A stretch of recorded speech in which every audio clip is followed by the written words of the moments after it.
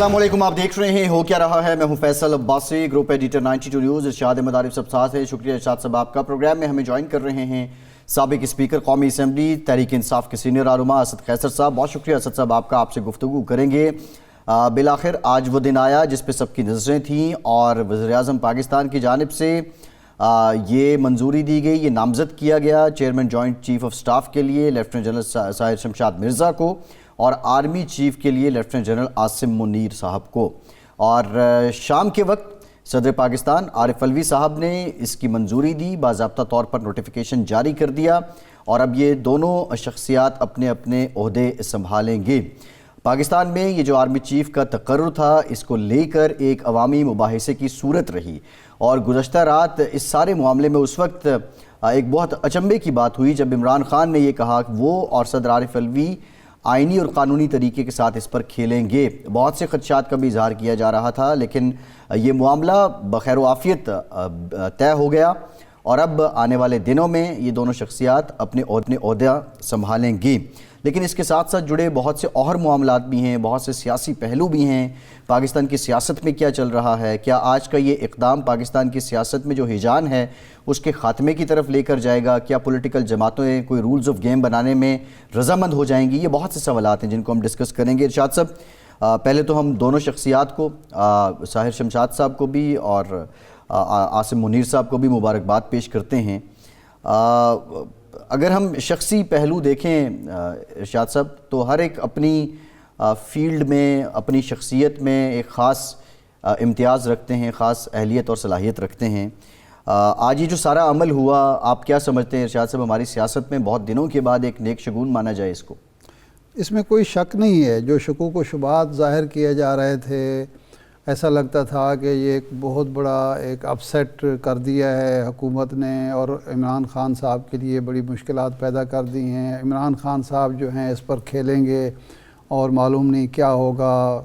आरिफ अलवी साहब समरी लेके बैठ जाएंगे, पहले 15 दिन फिर 10 दिन, उसमें से कुछ भी नहीं हुआ और होना भी नहीं चाहिए था। जो कुछ हुआ वो आसान तरीके से हुआ, रूल्स ऑफ गेम के मुताबिक हुआ, आइन और कानून के मुताबिक हुआ और इस हसास ओहदे को किसी ने भी मुतनाज़ नहीं बनाया। जो डिबेट हुई वो हुकूमत की वजह से हुई और क्यों उन्होंने ये मौका फ़राहम किया। अगर ये 10 दिन 15 दिन पहले ये सब कुछ हो जाता, ऐलान हो जाता, तो मेरा ख़्याल है ये डिबेट भी नहीं होनी थी।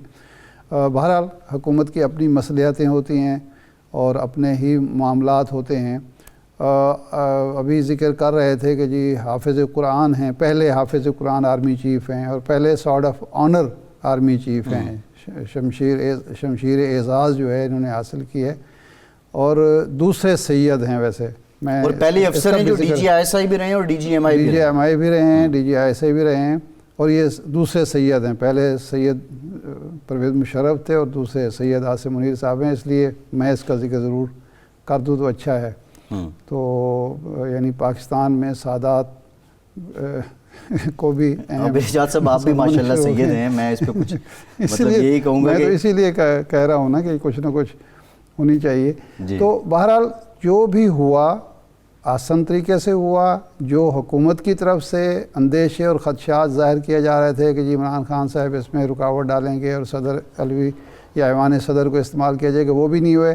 और जो इमरान खान साहब की तरफ से और तहरीक इंसाफ की तरफ से अंदेशे और ख़दशात ज़ाहिर किए जा रहे थे कि जी नवाज़ शरीफ साहब कोई मेरिट की खिलाफ वर्जी करेंगे, कि सीनियरिटी को इग्नोर करेंगे, हुक्मरान इत्तेहाद कोई मनपसंद, वो भी नहीं हुआ।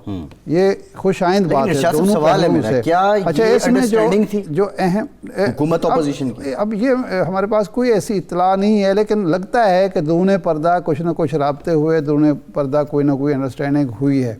अच्छा, इसका एक जो पहलू है, सबसे खूबसूरत पहलू है कि ये दोनों लोग जो हैं पिछले 6-7 महीने में इस मुल्क में जो एक रजीम चेंज का मसला आया और बाद में जो तनाज़ात खड़े हुए, इन दोनों का नाम नहीं आया किसी मामले में भी। तो ये भी एक खुशाइंद बात है कि अब जो मामलात चलेंगे, जिस तरह के फ़ौजी क़यादत कह रही है कि वो गैर सियासी है और सियासी मामलात में मुदाखलत नहीं करेगी, تو اب لگتا ہے کہ واقعی یہ عملی شکل بھی اختیار کرے گی. دعوے ماضی میں بھی ہوتے رہے ہیں لیکن وہ پھر ملوث بھی ہوتے رہے ہیں. تو لگتا یہ ہے کہ یہ جو سید عاصم منیر ہیں یہ ڈی جی ایم آئی بھی رہے, D G I S I بھی رہے. جب یہ D G I S I تھے اس وقت بھی ان کے ساتھ کوئی ایسی بات منسوب نہیں تھی جو باقی D G I S I کے ساتھ ہوتی ہے. تو اس کا مطلب ہے کہ ایک نیا آغاز ہوا ہے اور یہ خوش آئند آغاز ہے, اور انشاءاللہ تعالی ملک و قوم کے لیے بہتر ہوگا. یہ دعا بھی کرنی چاہیے, خواہش بھی کرنی چاہیے. اسد قیصر صاحب, اب یہ ہو گیا اور خوش آئند بات ہے کہ جناب عمران خان صاحب نے بھی حکومت کے فیصلے سے اتفاق کر لیا, اور صدر مملکت کو جو انہوں نے مشورہ دیا وہ یہی تھا کہ آئین اور قانون کے مطابق جو بنتا ہے وہ کر لیں. تو آپ ایک تو بتائیں کہ کوئی حکومت اور تحریک انصاف کے درمیان اس معاملے پر انڈرسٹینڈنگ موجود تھی, ایک بات. دوسرا یہ ہے کہ اس کے بعد حکومت اور اپوزیشن کے درمیان دروازے ایک دوسرے کے لیے کھلیں گے اور معاملات بہتری کی طرف جائیں گے, یا یہ ٹینشن برقرار رہے گی؟ بسم اللہ الرحمن الرحیم. سب سے پہلے تو میں آپ کے تصور سے جو ہے نا دونوں جنرل شمشاد اور جنرل عاصم منیر کو مبارکباد پیش کرتا ہوں. آپ کو پتہ ہے کہ یہ جو میڈیا میں تو بہت زیادہ اس کے اوپر مذاکرہ ہو رہا تھا, ڈسکشن ہو رہی تھی, اور کوئی مختلف جو تبصرے ہو رہے تھے. ہم نے جو ہماری سینئر لیڈرشپ ہے اس میں ہم ڈیسائیڈ کیا تھا کہ ہم معاملے سے نکل رہے ہیں. ہم اس میں کوئی ہمارا نہیں ہے, کوئی اپنا نہیں ہے, کوئی پرانا نہیں ہے, کوئی جو ہے نا پسندیدہ نہیں ہے, کوئی ناپسندیدہ نہیں ہے. جو بھی میرٹ کے مطابق, پروسیجر کے مطابق اور رولز کے مطابق فٹ ہوتا ہے وہی آرمی چیف بنے. مجھے خوشی ہے کہ آج جو ہے نا ایک پروسیس مکمل ہو گیا, اور مجھے یہ بھی امید ہے کہ جو نئے آرمی چیف ہے وہ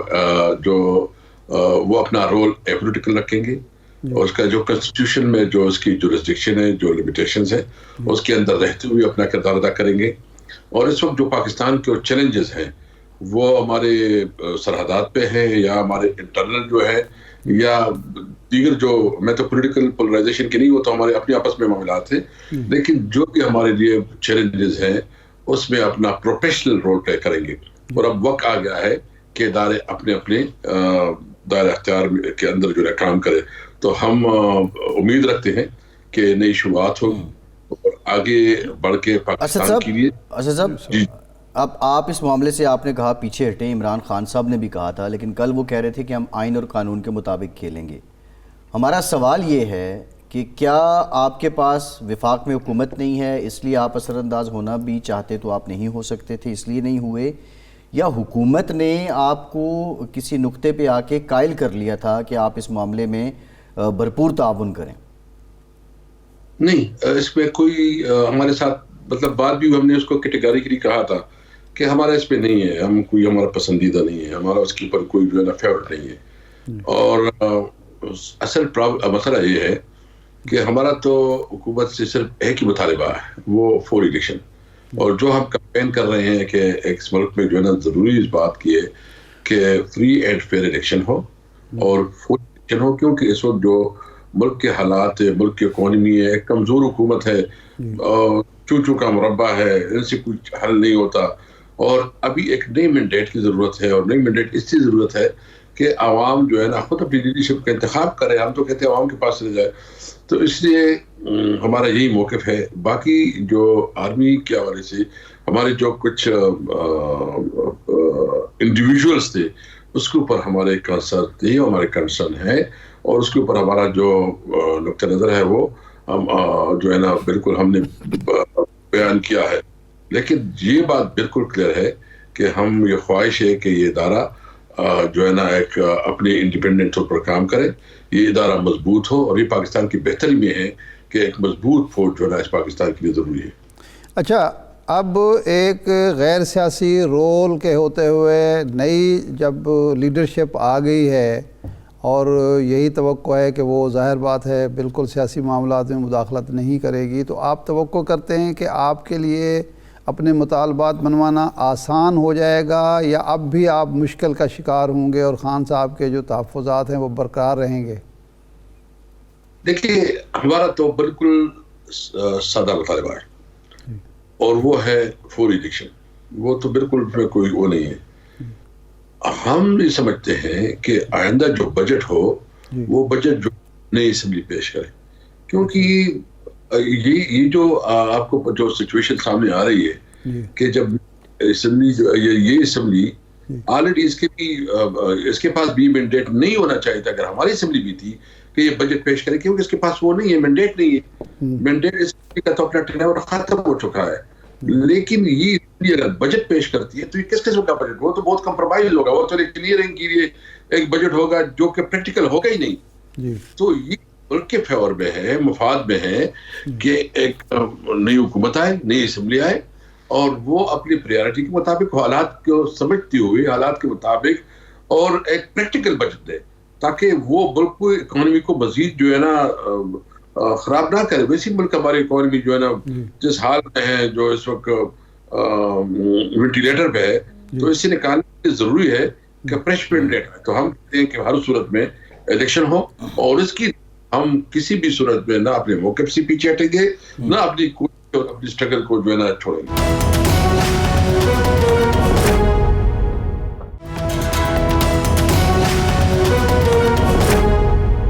اسد قیصر صاحب, اگر موجودہ حکومت بجٹ پیش کرتی ہے, چونکہ وہ مشکلات کا شکار ہے, تو آپ کو اندیشہ ہے کہ وہ سیاسی بجٹ ہوگا اور عوام کو وہ ریلیف دے دے گی غیر ضروری طور پر. تو اگر عوام کو ریلیف ملتا ہے اور اگلا الیکشن جیتنے کے نقطے سے, تو عوام کو تو فائدہ ہوگا, تو آپ کیوں رکاوٹ بننا چاہتے ہیں؟ پیش کرنے دیں ان کو. پریکٹیکل بجٹ جو مثال جو حکومت آئے وہ ایسا جو امپلیمنٹیبل ہو, جو قابل, کیونکہ اس طرح تو آپ ایسے ہوائی بجٹ دے دے جس کا نہ زمین سے اور نہ آسمان سے کوئی تعلق ہو, ہوائی چیزیں ہوں, پریکٹیکل نہ ہوں, بڑے بڑے دعوے ہوں. ہم چاہتے ہیں کہ ایسا بجٹ ہو کہ ملک اکانومی اس کو افورڈ کر سکے. ہاں ہم تو ڈیفینیٹلی بجٹ دیں گے تو عوام کی ریلیف دیں گے, عوام کو جو ہے نا ہم جو اس وقت اس کو تکلیف ہے, جو اس وقت اس مشکلات میں ہے, اسے نکالنے کے لیے اپنا فارمولہ دیں گے, اس فارمولے کے مطابق اپنا بجٹ دیں گے. لیکن ان کو بھی اور ہمیں بھی ضرورت اس بات کی ہے کہ نئی اسمبلی آ کے بجٹ پیش کرے. اسد قیصر صاحب, جب آپ حکومت میں تھے اور وہ اپوزیشن کہتی تھی کہ مذاکرات کرتے ہیں, ہر ایشو پر کرتے ہیں, تو خان صاحب کہتے ہیں کہ میں ان کے ساتھ کیوں بیٹھوں, یہ تو مجھ سے NRO مانگتے ہیں. وہ کہتے ہیں الیکشن اصلاحات پہ مذاکرات کر لیں, نیب اصلاحات پہ مذاکرات کر لیں, باقی ایشوز پہ. ارلی الیکشن کی بات اس وقت بھی ہوتی تھی, اس وقت آپ انکار کرتے تھے, اب وہ انکار کر رہے ہیں. تو یہ راستہ تو اس طرح ہی کھول سکتا ہے کہ آپ لوگ اعلان کریں کہ جی ہم کوئی شرط لگائے بغیر مذاکرات چاہتے ہیں, پھر حکومت بھی شاید مذاکرات پر آمد ہو. وہ کہتے ہیں جی یہ پری کنڈیشن مذاکرات نہیں ہو سکتے, کہ آپ کہتے ہیں پہلے تاریخ دیں الیکشن کی, پھر اس کے بعد مذاکرات ہوں گے. نہیں, میں آپ بتاؤں نا, ہم نے یہ نہیں کہا. ہم کہتے ہیں الیکشن ایجنڈے میں ڈالو, جی الیکشن ہوگا, تاریخ سب کچھ. دیکھیے مطلب مذاکرات کس چیز کی ہوگی نا, جی یا تو وہ مذاکرات کہیں گے کہ ہم جو ہے نا مذاکرات کریں, تو مذاکرات کے لیے تو کوئی ایجنڈا ہو نا, وہ ایجنڈا سیٹ ہمارے ساتھ کریں. سب سے پہلی بات یہ کہ ہم کسی بھی صورت میں ملک کو ڈیسٹیبلائز نہیں کرنا چاہتے. اس ملک کے لیے ہم کرنا چاہتے ہیں. ہم سارے وہ لوگ ہیں جو کہ اپنی ہماری زندگی اس ملک میں گزرنی ہے, ہمارا جینا مرنا اس ملک میں, ہمارے بچوں کے لیے ہم نے کچھ کرنا ہے. صرف پالیٹکس برائے پالیٹکس نہیں کرنا ہے, ہم نے اپنے ملک کا سوچنا ہے, اور ہمارا ملک کے لیے جو مفاد میں ہوگا. میں آپ کو یقین سے کہتا ہوں, میں مڈل کلاس کا آدمی ہوں, میں عمران خان کے ساتھ اگر ہوں تو ایک سوچ اور ایک ویژن اور ایک منشور کے مطابق اس کے ساتھ ہوں. مجھے کبھی بھی پتہ چلے کہ یہ نہیں ہو رہا تو میں ایک دن ادھر نہیں رہوں گا. تو ہم تو اس کے ساتھ جو مڈل کلاس کے لوگ ہیں, جو عام لوگ ہیں, جو عمران خان کے ساتھ ہیں, تو ایک سوچ کی وجہ سے ہم صرف اور صرف جو ہمارا اس پہ کوئی ایگو نہیں ہے. ہم کہتے ہیں کہ آئے جو مسائل ہیں اس کو. آپ کو پتہ ہے, میں جب اسپیکر تھا, ہم نے ایک اسپیشل کمیٹی بنائی الیکشن کی رول جو الیکشن کے حوالے ریفارمز کی, کہ ہم کیسے, انہوں نے بائیکاٹ کیا. جب بھی ہم نے کوئی سیریس ایفرٹس کی, انہوں نے نہیں. تو شہباز شریف تقریباً کہتے تھے کہ چارٹر اکانومی, میں نے خود اس وقت کو کہا کہ آئے چارٹر اکانومی کرتے ہیں, تو پھر ادھر مریم بی بی نے اسٹیٹمنٹ دے دیا کہ نہیں. اسد صاحب, کل موجودہ آرمی چیف جو آج تک ہیں جناب قمر جاوید باجوہ صاحب نے یہ کہا کہ 18 کے الیکشن میں RTS کو بنیاد بنا کر ایک پارٹی نے جیتنے والی پارٹی کو کہا کہ یہ سلیکٹڈ ہے, 2022 میں عدم اعتماد کامیاب ہوئی تو دوسری پارٹی نے پہلی والی کو اقتدار سنبھالنے والے کو کہا کہ یہ امپورٹڈ ہیں. اب میں امید کرتا ہوں کہ اگلے الیکشن جب ہوں گے تو وہ ایک الیکٹڈ گورنمنٹ آئے گی. اب کیا جب یہ تبدیلی آ گئی ہے فوجی قیادت میں تو اب آپ یہ امپورٹڈ گورنمنٹ کے اور رجیم چینج کا جو بیانیہ تھا جس کی وجہ سے ملک میں ایک ہیجان برپا ہوا, بہت زیادہ ایک اضطراب کی کیفیت پیدا, اس سے آپ پیچھے ہٹیں گے اور ملک کو ایک نارمل کرنے کی کوشش کریں گے آپ کے لیڈر اور آپ خود؟ دیکھیے, ایک تو بالکل ہم سمجھتے ہیں کہ یہ امپورٹڈ حکومت ہے. ابھی بتایا نا ابھی کیا ہوا, ابھی تو ہم نے جو الیکشن کیے ہیں یہ الیکشن عمران خان نے اسمبلی میں بھی نہیں جانا تھا. یہ ساری پی ڈی ایم مل کے بھی ہمارا مقابلہ نہیں کر سکتی. یہ پولیٹیکل پارٹیز ختم ہو چکی ہے. یہ جو ہے نا رسٹڈ پولیٹیکل پارٹیز ہیں. یہ ابھی یہ آپ یقین رکھیں آئندہ الیکشن میں اس کو کوئی سیٹ بھی نہیں ملے گا, اور جتنا وقت گزرے گا یہ تاریخ کا حصہ بن جائے گا. پیپل پارٹی, مسلم لیگ, یہ اسٹیٹس کو پارٹیاں ہیں. اس کے پاس نہ پروگرام ہے, نہ ایجنڈا ہے, نہ اس کے پاس ویژن ہے. سب سے پہلی بات یہ ان کے پاس ویژن بھی نیا جو نوجوان ہے, یوتھ ہے, وہ اس سے بالکل بیزار ہو چکے ہیں. نئی پولیٹیکل پارٹیز جو ہے نا آئندہ کی جائے گی, اور وہ پولیٹیکل پارٹیز آئے گی جو کہ ڈیو کرے گی قانون کے اوپر, جو میرٹ کے اوپر, جو کہ انصاف کے نظام کے اوپر. جو اسد صاحب اب یہ آپ ٹھیک کہہ رہے ہیں, چلیں ایک لمحے کو مان بھی لیں آپ ٹھیک کہہ رہے ہیں, لیکن سوال یہ بھی ہے کہ 3 سال 8 ماہ آپ نے حکومت کی, آپ نے یہی امیدیں دلا کے 2018 کے الیکشن میں کامیابی حاصل کی تھی. اب کارکردگی پہ جائیں تو وہ بھی بڑی, اس پہ بہت سے سوال اٹھتے ہیں. لیکن ایک سوال اگین جو ہم پوچھنا چاہ رہے ہیں, یہ سب باتیں اپنی جگہ ہیں, کیا آپ کا بیانیہ اب بھی اینٹی اسٹیبلشمنٹ رہے گا؟ آپ کی قیادت اسی طرح القابات سے نوازتی رہے گی, آپ کی قیادت اسی طرح الزامات لگاتی رہے گی, یا اب شفٹ آئے گا, بیانیہ میں شفٹ آئے گا؟ دیکھو, بیانیہ حالات کے مطابق بنتے ہیں. جیسے حالات ہوں گے, جیسے ریویو ہوں گے, اس کے مطابق جو ہے نا ہمارا بیانیہ آئے گا.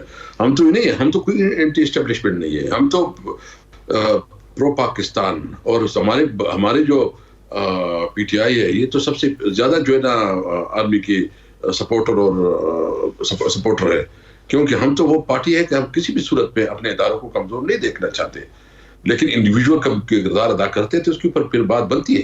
وہ ادارے کے خلاف نہیں ہوتی, وہ انڈیویجول کے خلاف ہوتی ہے. تو بہرحال ہم بالکل ایک کیٹیگریکلی کرنا چاہتے ہیں کہ اگر آپ کا مطلب یہ ہے تو ہم, یہ ملک ہمارا ہے, یہ فوج ہمارا ہے, ہم نے اس ملک کو مضبوط کرنا ہے اور اس ملک کو استحکام دینا ہے, اور اپنے اداروں کو بھی ہم نے مضبوط رکھنا ہے. ہم چاہتے ہیں کہ جو اس وقت اعلیٰ جو اختیارات کے اوپر بیٹھے ہیں, جس کے پاس اتھارٹی ہے, وہ اپنے قانون اور آئین اور رولز کے اندر رہ کے اپنی ڈیوٹی سمجھیں. ٹھیک, بہت شکریہ اسد قیصر صاحب. سابق قومی اسمبلی ہمارے ساتھ موجود تھے. ایک بریک لیتے ہیں اور بریک کے بعد بات کریں گے آنے والے آرمی چیف کے لیے پاکستان کو درپیش جو چیلنجز ہیں, اس سے مطابق ان کی پالیسی کیا ہوگی, اور ان چیلنجز ہیں کیا کیا. بریک کے بعد بات کرتے ہیں.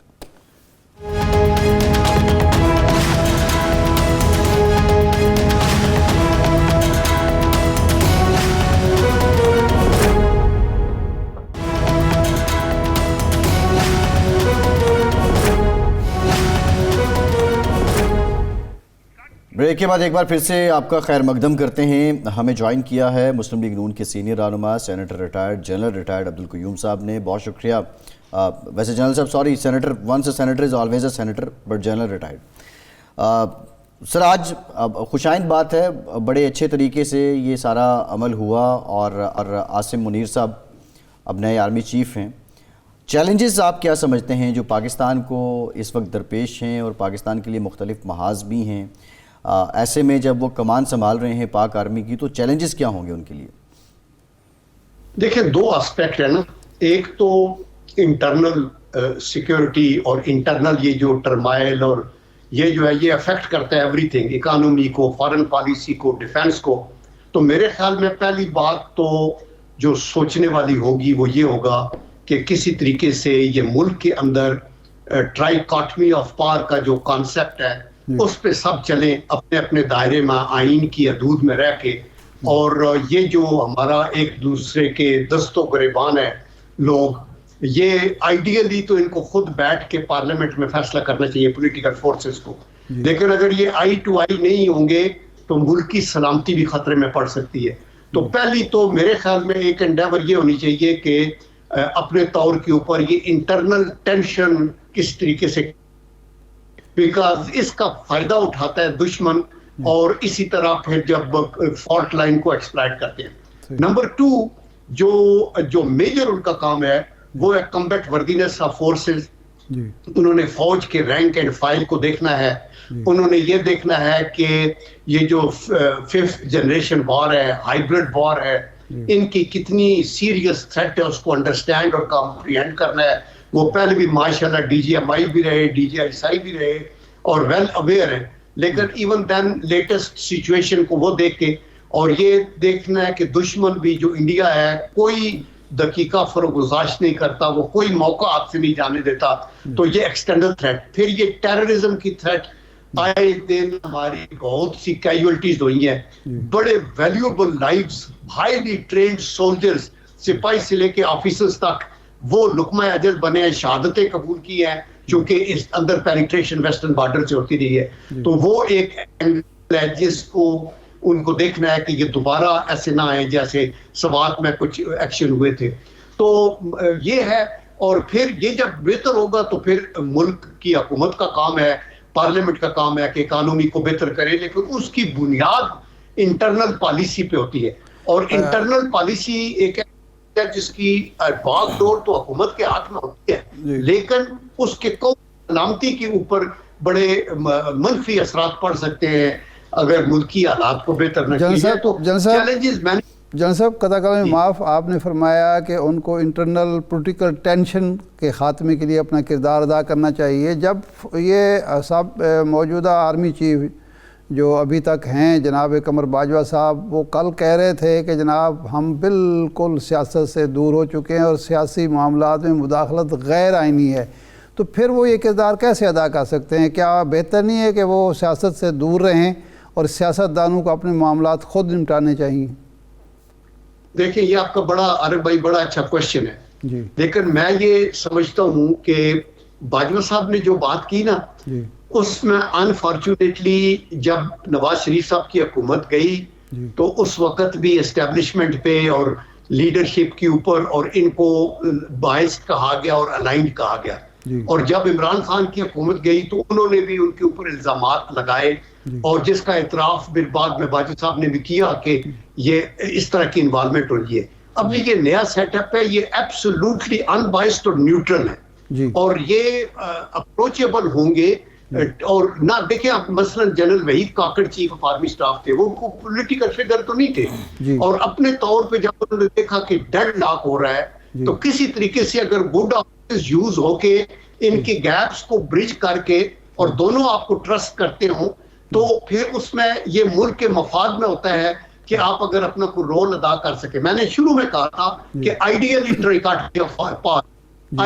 پولیٹیکل لوگوں کو پولیٹیکل ڈفرینسز خود آن، لیکن اب یہاں تو صورتحال یہ ہے نا کہ میں نے ہاتھ نہیں ملانا۔ اس سچویشن کو صدر مثلا ایک علامت ہوتا ہے ریاست کی، ان کے ساتھ بیٹھ جا سکتا ہے اور یہ کر کے تو یہ دیکھا جائے کہ آگے الیکشن ہونے ہیں، آپ اپنے اپنے مینیفیسٹو دیں، اپنی اپنی انڈیور کریں، ایبسولوٹلی ٹرانسپیرنٹ اور فیئر۔ جنرل صاحب اس سے پہلے تو ان حالات کو نیوٹرلائز کرنا ہوگا نا، آپ سمجھتے ہیں کہ اب یہ حالات نیوٹرلائز ہونا شروع ہو چکے ہیں اور ہماری پولیٹیکل جو پارٹیز ہیں ان میں اتنے ول اور سٹرینتھ ہے کہ وہ رولز آف گیم خود ہی سے طے کر لیں گے؟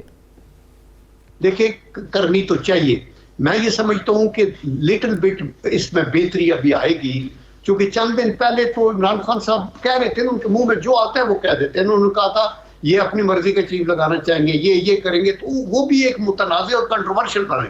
لیکن آج ایک اچھی بات ہے، اینڈ آئی مسٹ اپریشیٹ کہ عمران خان صاحب کا اپنے طور کے اوپر جو انہوں نے کہا میرے سے کنسلٹ کریں گے، وہ ضروری تھا یا نہیں تھا، لیکن پریزیڈنٹ نے ایک مثبت رول ادا کیا اور بہت اچھا کیا، فوری طور پہ سمری سائن کر دی، اور وہ تو میرے خیال میں it will be a beginning for peace within the country, اللہ کرے۔ اور اس کے بعد آئی ایم شیور کہ عمران خان صاحب کو بھی میں توقع کرتا ہوں کہ وہ سوچیں گے کہ یہ لانگ مارچ اور سڑکیں بند کرنا اور یہ کرنا جو ہے یہ کسی طریقے سے بھی ملک کے فائدے میں نہیں ہوگا۔ جن صاحب ملک کو نیوٹرلائز کرنا، نارمل کرنا، ٹینشن کو ختم کرنا حکومت کی بھی ذمہ داری ہے بلکہ حکومت کی ہی ذمہ داری ہے، کیونکہ دو وجوہات سے. نمبر 1 تو یہ ہے کہ اگر یہ معاملات خراب رہتے ہیں تو حکومت پرفارم نہیں کر سکتی، اس کی گورننس پر اس کے برے اثرات مرتب ہوتے ہیں اور اس کو سیاسی نقصان ہوتا ہے. اور دوسرا یہ ہے کہ اس نے چونکہ ذمہ داری قبول کی ہے ملک کو چلانے کی، ملکی معاملات چلانے کی، لیکن حکومت کا رویہ یہ ہے کہ خواجہ آصف صاحب کل فرما رہے تھے کہ 29 گزر جائے تو ہم ان سے عمران خان سے 2 ہاتھ کریں گے. رانا ثناء اللہ صاحب روزانہ منہ سے آگ اگلتے ہیں، وہ کہتے ہیں جی عمران خان کو تو جب تک ختم نہیں کریں گے یہ فتنہ ملک کے اندر معاشی استحکام اور سیاسی استحکام آ ہی نہیں سکتا. تو جب حکومت کا یہ رویہ ہو تو پھر عمران خان سے کیا گلا؟ دیکھیں عرب بھائی، مسئلہ یہ ہے کہ یہ آپ بالکل ٹھیک کہتے ہیں کہ حکومت کے کندھوں پہ اپوزیشن سے زیادہ رسپانسبلٹی ہوتی ہے، کیونکہ ایوری تھنگ دیٹ ہیپنز اور ڈز ناٹ ہیپن، وہ اس کا اگر اچھی پرفارمنس ہوگی تو حکومت کو کریڈٹ ملے گا، پرفارمنس اچھی نہیں ہوگی تو حکومت کو ڈسکریڈٹ ہوگا. تو حکومت ہی کو 2 قدم آگے. اور یہ بات تو پرائم منسٹر نے، شہباز شریف نے پہلے بھی جب لیڈر آف دی اپوزیشن تھے اور جب حکومت میں بھی آئے تو کہا کہ ہم آپ 1 قدم آئے، ہم 2 قدم آگے آئیں گے. تو وہ ایفرٹ تو ہے، اور آئی کین اشور یو کہ آج بھی وہ ویلکم کریں گے کہ آپ بیٹھ کے بات چیت کریں. لیکن آپ بندوق کی نوک پہ آپ یہ اگر کہیں اور بلیک میلنگ کریں کہ نہیں جی اگر آپ وہ نہیں کریں گے الیکشن کے اناؤنسمنٹ تو ہم پھر آ رہے ہیں، اور انکانسٹیٹیوشنل وے میرے ہاتھ میں پھر نہیں ہوگا، پھر یہ ہو جائے گا، پھر وہ ہو جائے گا، تو پھر اس کو تو حکومت لائنگ ڈاؤن. تو وہ جب کہتے ہیں 2 ہاتھ کریں گے تو مطلب یہ ان کا کہ انکانسٹیٹیوشنل مووز اور ڈیمانڈز جو ہیں ان کو کبھی بھی حکومت بلیک میل نہیں ہوگی، چونکہ یہ بھی پالیٹیشنز ہیں اور آئندہ انہوں نے بھی جا کے اپنے الیکشنز وغیرہ جو ہیں وہ لڑنے ہیں اور انہوں نے بھی لوگوں کو فیس سیونگ کرنی ہے. تو وہ جو ٹائم ہے اس میں جو سوٹیبل ٹائم ہوگا وہ ہوگا، الیکشن کی ڈیٹ پہ کوئی کمپرومائز نہیں ہوگا. اور چونکہ یہ انکانسٹیٹیوشنل ڈیمانڈ ہے اور ابھی آگے انہوں نے جانا ہے. جن صاحب یہ انکانسٹیٹیوشنل کیسے ہوگی جب پچھلے 3.5 سال یہی مطالبہ مسلم لیگ کر رہی تھی، پیپلز پارٹی کر رہی تھی، مولانا فضل الرحمان کر رہے تھے، بلاول صاحب مارچ کر رہے تھے، فضل الرحمان صاحب مارچ کر رہے تھے. اس وقت تو یہ کانسٹیٹیوشنل تھا، اس وقت بھی یہی مطالبہ تھا کہ الیکشن جلد از جلد کرائے جائیں. اور اس کا دوسرا پہلو یہ ہے کہ وزیر اعظم صاحب نے یا باقی لوگوں نے دعوت تو دی مذاکرات کی، کوئی پہل بھی کی، کوئی رابطہ بھی کیا یا صرف زبانی کر دیا. میں ایک مثال دیتا ہوں، یہ جب وزیر آباد میں سانحہ ہوا، فائرنگ ہوئی، قاتلانہ حملہ ہوا، تو اس کے بعد لانگ مارچ انہوں نے معطل کر دیا. وہ بہترین موقع تھا کہ حکومت، وزیر اعظم عمران خان کی مزاج پرسی بھی کرتے اور ان سے کہتے ہیں جی اب اس کو چھوڑیں، لانگ مارچ کو اب دوبارہ نہیں کرنا، ہم آپ سے بات کرتے ہیں. تو الیکشن کا مطالبہ کیسے غیر آئینی ہے اور حکومت نے عملی اقدام کیا کیا ہے؟ دیکھیں آپ یہ ٹھیک کہہ رہے ہیں کہ الیکشن کا مطالبہ کرنا تو غیر آئینی نہیں ہے. پارٹیاں دیکھتی ہیں کہ آپ کی پرفارمنس نہیں ہے، پہلے ارلی کرا دو. لیکن یہ کہنا کہ اگر آپ ہماری بات نہیں مانیں گے تو ہم پاکستان کو بند کر دیں گے، ہم اندر آئیں گے، ہم یلغار کریں گے، اور اس طریقے سے آپ آ کے ایک پریشرائز کر کے کہ پورے دنیا آپ کو آخری موقع ہے، پورا پاکستان اکٹھا ہو جائے اور آپ کو پتہ ہے کہ صوبوں میں ان کی حکومت نہیں ہے، یہ کانسٹیٹیوشنل ہے یہ جو چیز ہے.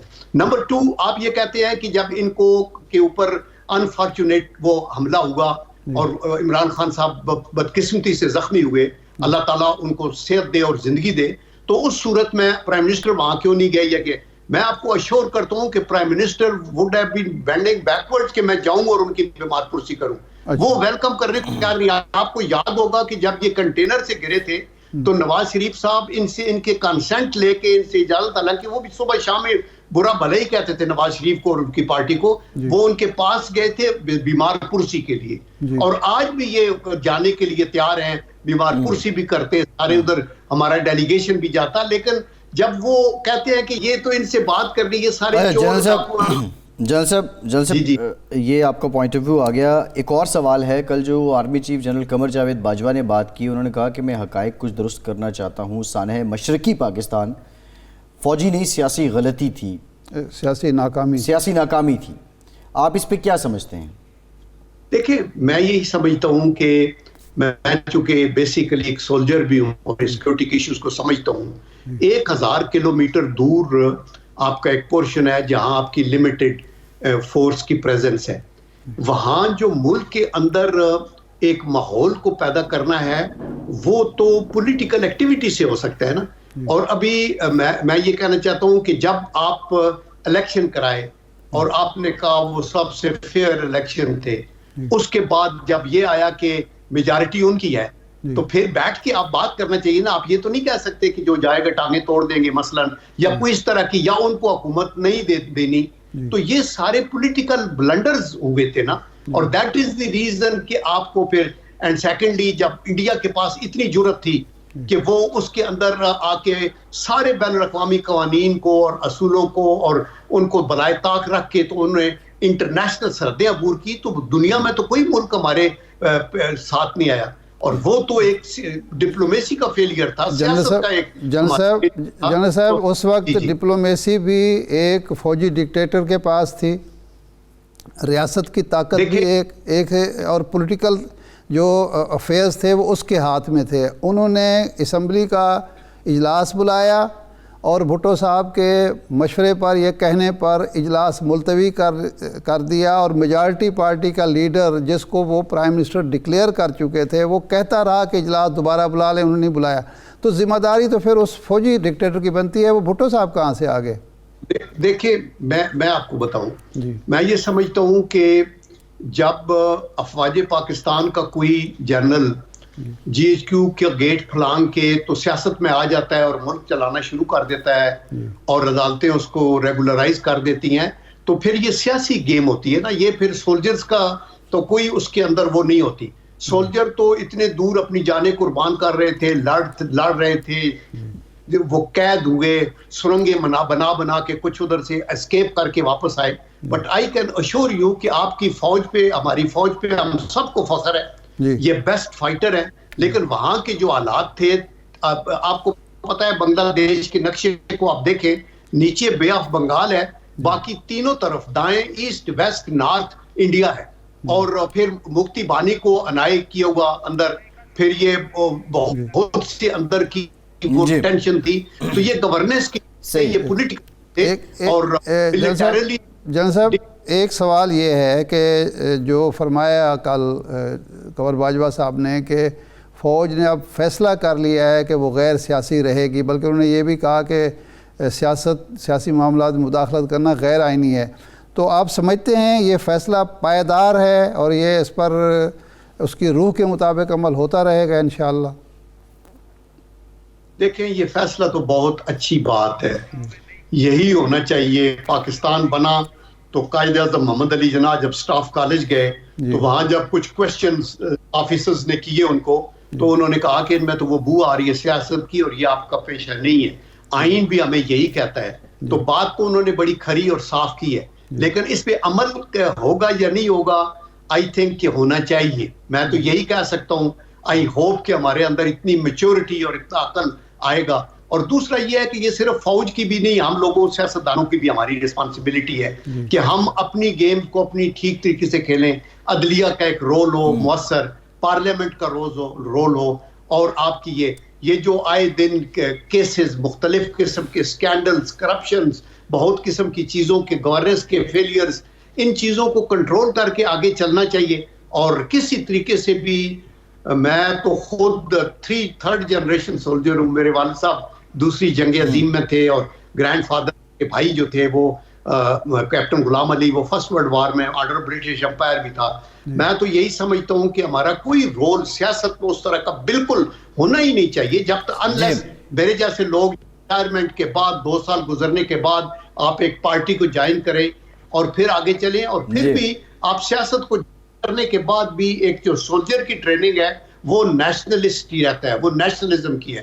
پاکستانیت اس کے اندر کوٹ کے بھری ہوتی ہے, اور اس کے بعد وہ دیکھتا ہے کہ ملک کی سیاست بھی ایک پاکیزہ پروفیشن ہے, اور اس کے اندر یہ نہیں ہوتا کہ وہ کہتے ہیں نا کہ it is not what you join, what you bring along with you in terms of honesty, dedication, hard work, professionalism. تو جہاں آپ جائیں آپ کی محک سے فائدہ ہونا چاہیے. تو میرے خیال ہے افواج پاکستان کے ہمارے ریٹائرڈ لوگوں کو ضرور الیکشن بھی لڑنا چاہیے اور آنا بھی چاہیے سیاست کے اندر, اور اس کے اندر اپنا ایک مثبت رول ادا کریں. ٹھیک ہے, ٹھیک, بہت شکریہ جنرل ریٹائرڈ عبدالقیوم صاحب. آپ کا ایک بریک کے بعد حاضر ہوتے ہیں, ہمارے ساتھ رہیے.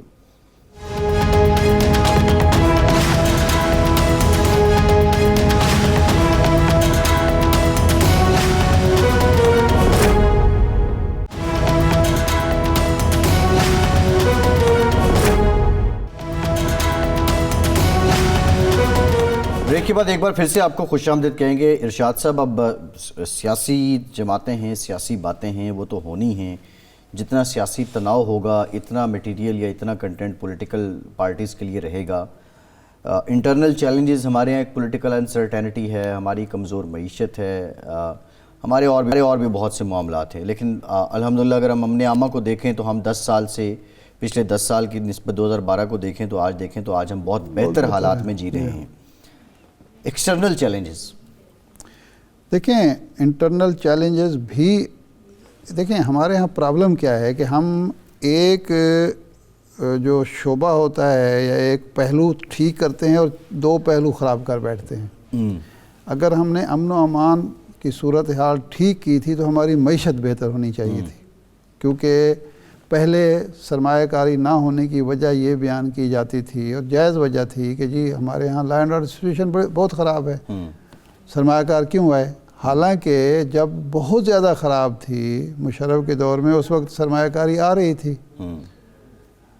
زرداری کے دور میں, نواز شریف صاحب کے دور میں آ رہی تھی. آج پچھلے 7-8 ماہ میں بالکل زیرو پہ ہم چلے گئے. تو اس کا مطلب یہ ہے کہ ایک شعبہ ہم ٹھیک کرتے ہیں اور دوسرا شعبہ ہمارا خراب ہو جاتا ہے, دوسرا ٹھیک کرنے لگتے ہیں پھر تیسرا خراب ہو جاتا ہے. تو یہ جو تسلسل نہیں ہے ہماری پالیسیز میں, ہم ایک ہمہ جہتی پالیسی نہیں بناتے, ہر پہلو کو کور نہیں کرتے, اس پر قابو پانا ہوگا. ہماری رولنگ ایلیٹ کو, میں کسی ایک پارٹی کی بات نہیں کر رہا, میں حکومت نہیں, میں رولنگ ایلیٹ کی بات کر رہا ہوں. اس میں سب اداروں کو اور سب جو فورسز ہیں ان کو شامل کیا جا رہا ہے. ایک بات. دوسرا یہ ہے کہ جب فوج یہ فیصلہ کر چکی ہے کہ جی ہم پولیٹیکل ہیں, تو سیاست دانوں کو بھی اب یہ سوچ لینا چاہیے کہ اب ہمیں کسی سے مدد نہیں لینی, کسی بیساکھی کا سہارا نہیں لینا, ہمیں اپنے معاملات خود طے کرنے ہیں.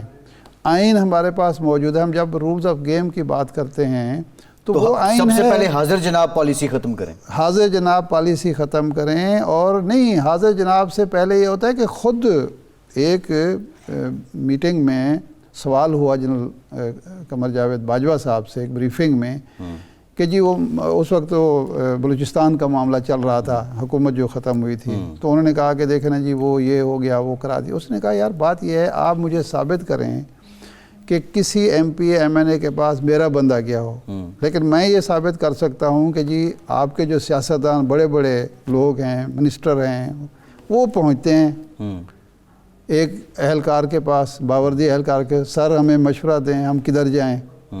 ابھی یہ دیکھیں نا, جب یہ ہو رہا تھا مارچ میں عدم اعتماد کی تحریک آئی, تو یہ ہمارے جو کراچی کے سب سے پڑھے لکھے لوگ ہیں وہ کیا کہہ رہے تھے, ہمیں کہاں جانا چاہیے, یہ پوچھ رہے تھے نا. جی ایسے ہی. اچھا, وہ باپ پارٹی والے کیا کر رہے تھے. تو اور پھر ہماری پارٹی کے اندر, یعنی خود حکمران پارٹی جو تھی اس وقت تحریک انصاف, اس کے اپنے ممبر جو تھے وہ کس طرف دیکھ رہے تھے. تو ایک تو یہ رویہ ان کو ختم کرنا چاہیے. ہر چیز کا جو ملبہ ہے دوسرے پر ڈال دینا, یہ بھی کوئی مثبت رویہ نہیں ہے.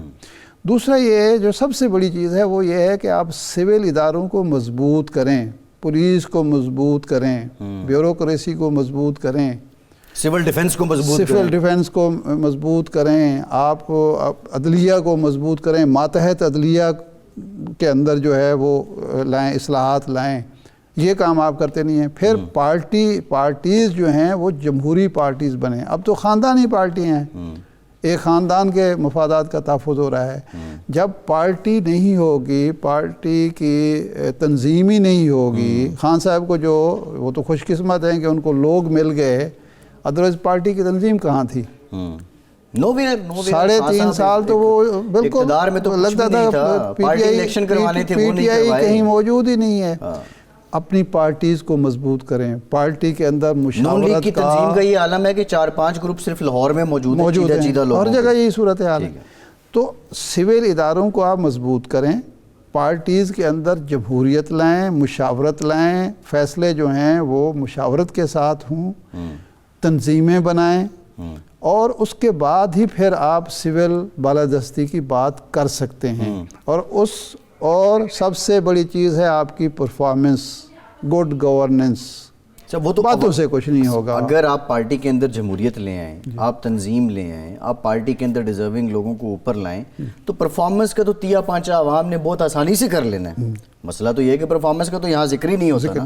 ارشاد صاحب پروگرام کا ٹائم ختم ہو گیا, بہت شکریہ آپ کا, ہم سے اتنا ہی اجازت دیجیے.